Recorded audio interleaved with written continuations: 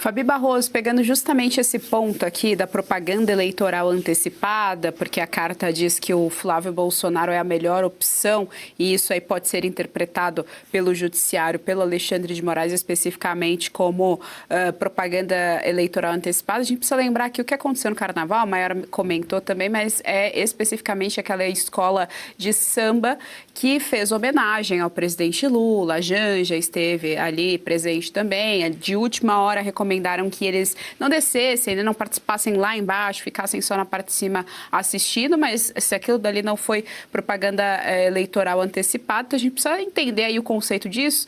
E aí, trazendo aqui para o direito, quero te ouvir a respeito também se isso pode ser aí utilizado pela defesa, Flávio Bolsonaro, como argumento, né, para conseguir quebrar esses 90 dias. Lembrando, oeste urgente aqui para nossa audiência, Moraes suspendeu a visita de Flávio Bolsonaro a Jair por 90 dias.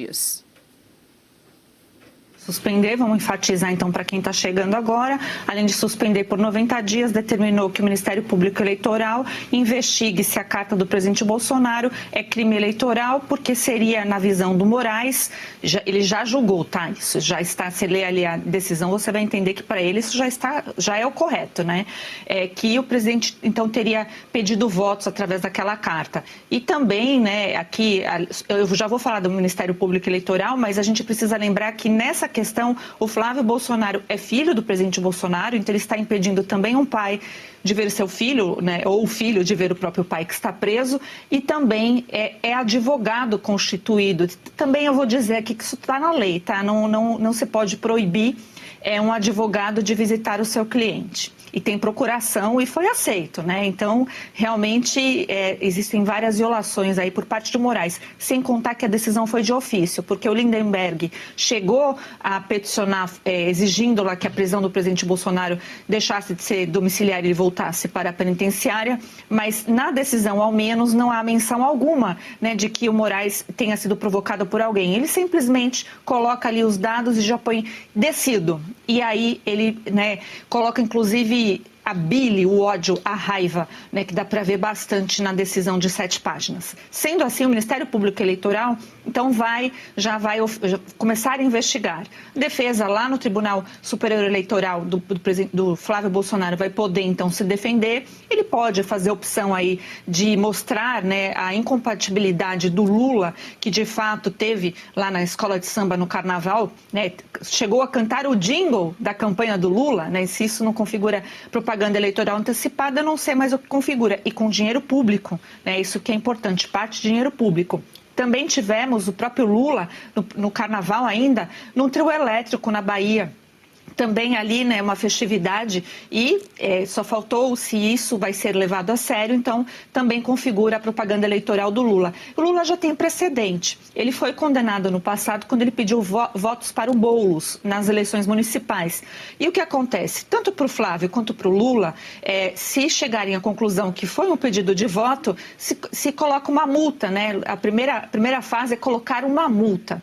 E aí a multa pode chegar de 5 mil, vai no preço de uma propaganda, né? 25 mil, 30 mil, é o que deve mais ou menos dar essa multa. Então, o PL já está preparado para isso, porque os dois lados jamais serão iguais, né, diante dessa força que tem o Poder Judiciário em tentar criminalizar um lado da política. Então, assim, eu acho que até nem vale a pena a gente comparar, falar, olha, mas o Lula, quando esteve preso, ele tinha isso de direito, ele conheceu a Janja, era um entra e sai.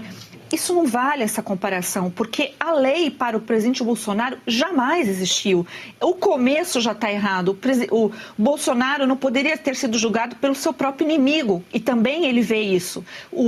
A lei de execução penal não poderia estar sendo cumprida pelo mesmo homem que julgou. Isso é proibido na nossa legislação. Então tem uma série de nulidades e só vai se acumulando. E é como eu falei, o problema é tentar, eu não sei o que a defesa vai fazer, porque não tem como dizer que o presidente Bolsonaro não escreveu aquela carta endereçada ao povo brasileiro. Ele tem direito de fazer, é direito do preso, ele se comunicar com o mundo exterior. Essa loucura de, é porque foi através de rede social. O presidente Bolsonaro não tem a devolutiva, não é como se ele estivesse numa rede social, equiparado ele estar numa rede social. Não é, porque ele não tem como conversar. É só um recado passado e acabou. Ele tem direito de fazer porque ele é vivo. Então, a gente entra, né, na loucura de ter que comentar uma ordem que é totalmente arbitrária. Desde o começo, a prisão é arbitrária. É tudo arbitrário e continua os arbítrios. O grande problema é o seguinte: o Flávio Bolsonaro vai conseguir se legitimar uma candidatura? Ele vai aguentar? Vão deixar inelegível, né? Porque já deixaram o presidente Bolsonaro também inelegível por uma reunião lá com embaixadores que todo mundo sabe. Aliás, nas ruas, o Moraes, essa cúpula pode fazer o que quiser, mas é fato que as pessoas sabem, né, que o presidente Bolsonaro não tem crime. Não tem crime, gente. É difícil isso. Chacoalharam o homem de ponta cabeça e não acharam crime. O que a gente vê é uma nítida, clara perseguição eleitoral. É o uso da lei lawfare, né, para perseguir oponentes. Você não tem equiparação de armas no direito aqui. Isso é grave. O Lula já sai na frente em relação a qualquer outro candidato, porque tudo que o Lula faz sempre se aplica à lei benéfica. Do presidente Bolsonaro e de qualquer outro lado aqui, se a gente for mencionar, e se esquecem a lei, as decisões são jogadas na mesa e só tem urgência quando for para prejudicar, né, um lado da política. E essa inviabilidade de deixar o Bolsonaro sem falar, por exemplo, em relação a senadores, de fazer política, ele não foi condenado por isso. Ele não tem condenação por isso e ele tem o direito a existir, né?